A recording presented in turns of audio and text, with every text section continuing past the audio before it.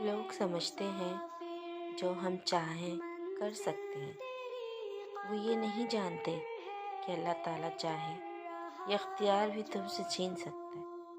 اس کے فیصلوں کو قبول کرنا سیکھیں، وہ تمہارے حق میں بہترین کرتا ہے۔ جس کے لیے اللہ کافی ہو جائے اسے دوسرے سہاروں کی ضرورت نہیں پڑتی۔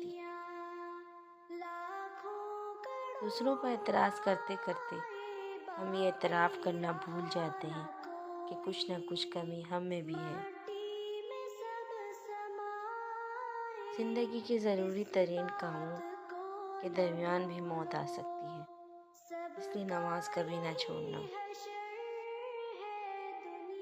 ایک دن ہمیں بھی اسی خاموش سفر پر نکلنا ہے، تنہا، صرف اپنے اعمال کے ساتھ۔